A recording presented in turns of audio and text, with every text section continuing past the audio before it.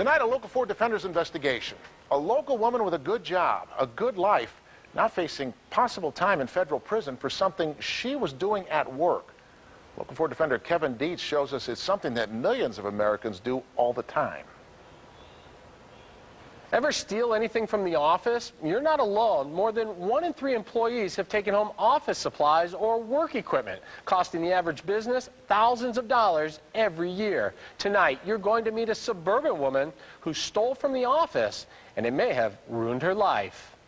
Lois McLaughlin may not be that different from you or I. She lives in a nice home, takes her dogs for walks around her upscale Rochester Hills neighborhood. She's provided a good life for her children by putting in years of service to her employer in exchange for a nice paycheck. But according to these federal documents obtained by the defenders, Lois is accused of doing something many of us do. She took home merchandise that belongs to her employer. Be honest, have you ever done that? Yeah, like pencils, stuff like that. I don't see it happen, but I hear about it all the time. A national survey found 37% of employees admit to theft of office supplies. That's more than 1 in 3. But for most people, office supplies is as far as they go. The same survey says 18% of employees will steal money or work product. Metro Detroiters we talk to say that's going too far. Since I didn't buy it, why would I take something and then sell it for my own gain? Maybe more common now because of the economy, but certainly not any less wrong. Which brings us back to Lois McLaughlin. For 10 years, she worked at General Motors, the last few as senior executive support, an expert in technology. According to federal officials, she noticed computer equipment just laying around the office that no one ever used. So she took it and decided to sell it on eBay. The money deposited in her personal bank account. If you work for General Motors or a large employer, you have a supervisor, but he's pretty much in the same boat you're in. And there's no face to attach to what you're taking, and so there's no guilt. Dr. Gerald Shiner is a Birmingham psychiatrist. He says many employees will steal office supplies with little worry of consequences and little remorse. Sometimes there are some people who are very good at their job, but they're sociopaths. They don't feel guilt. They feel entitled to do what they want. They think the rules don't apply to them, and they can do something like this without feeling bad about it. But says when people steal more expensive items from work and do it frequently, something more troubling is usually behind it. It can escalate. Sometimes people get mad at their employers, and they act out their resentment by taking things or taking money. Lois McLaughlin apparently wasn't satisfied with stealing just the unused equipment laying around the office. She started convincing vendors to use corporate credit cards to buy new equipment that she would also sell on the internet. After a year of reselling GM property online, her scheme was uncovered, her world unraveled. Fired from her senior executive support job and now facing federal charges that could land her in prison for up to 5 years. Dr. Versaklos? We tried to ask Lois about the allegations and get her side of the story, but when she saw our Defender cameras, she beelined it for her front door, refusing to come out and answer any questions.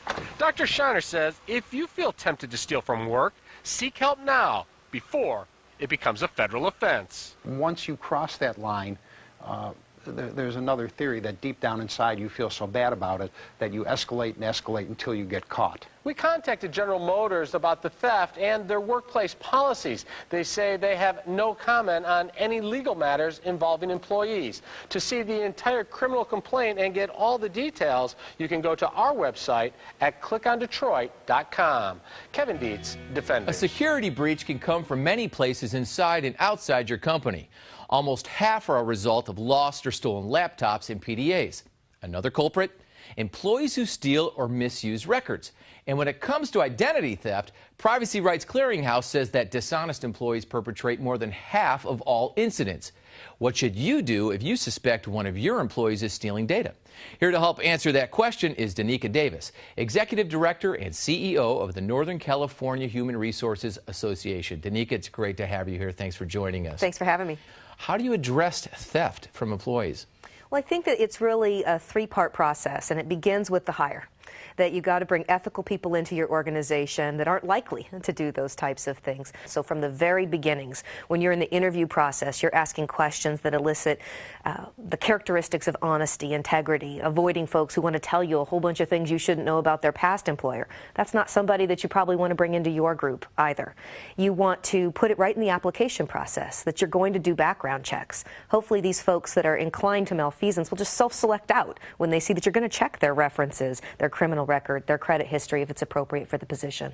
Now, our audience are small to medium business companies, and for them, a lot of times when they try to grow their business, they might have to hire freelancers, right? One route you could take is to get your freelancers through one source, and then you contract with that entity to do this type of work for you. So you've got a ready cache of folks that you already know have had these kind of background checks. Now you've got a problem on your hand. Uh-oh, we think so-and-so is stealing or they're doing some espionage within the company. How do you address that? What's the next step? Well, the next step when you think you already have a problem is really to look at the level of risk you think you have. What was taken?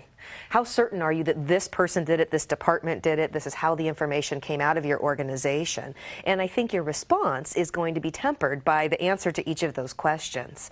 The first part is in the employment relationship, you really have to presume innocence. You know, you're not looking for who broke the law here. We're employers. We're not law enforcement officers. What we're looking to see is, did they violate our policies? Because employers have a right to enforce their own policies.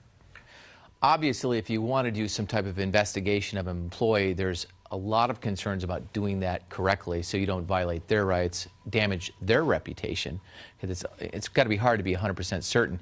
Do you have some practical tips on a way to approach this, both internally and maybe with a third party? Sure.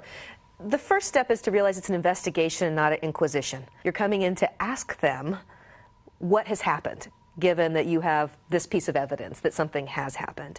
At the same time, you need to make sure you lock down their access at this while you're doing this investigation. If it is that individual, you don't want more going out the door. But there's several considerations. First, if you're represented by a collective bargaining agreement, there are certain provisions you have to follow, Weingarten rights. When you're doing an investigation of an individual, they're allowed to have representation present. If they're not a union-covered employee, a collective bargaining-covered employee, they can't have counsel there. That's a common misconception. Oh, I can bring my lawyer in because my employer is asking me questions.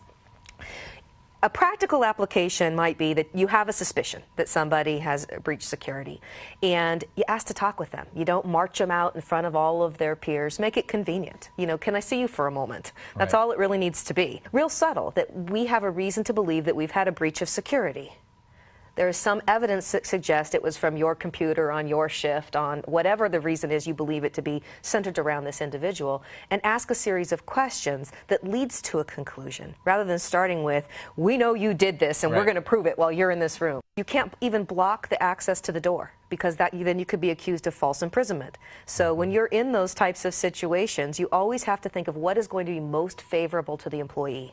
And cooler heads really have to prevail. Absolutely. In a small company where it's very personal to somebody, you could see where an owner of a company could get very upset. So if you know you're that type of individual, don't do it yourself. There are several options available to you. If you have a human resource professional, they're usually used to handling things with neutrality, confidentiality. They make good witnesses when they're put on the stand. If you know that you don't have an HR person and you're not the right person to do that investigation, you can use outside counsel. Your regular lawyer can handle that for you. You can also use private investigators. That's a new thing we're seeing in the practice of human resources, is companies hiring a private investigator to do these types of investigations. How do you keep a positive culture without people getting, I guess, paranoid about what's happening within a company? Keep that culture of security, but keep everybody, happy and going forward. I think it's all about messaging. And oftentimes as employers, we don't tell folks why we have these policies, which is just a fancy word for rules.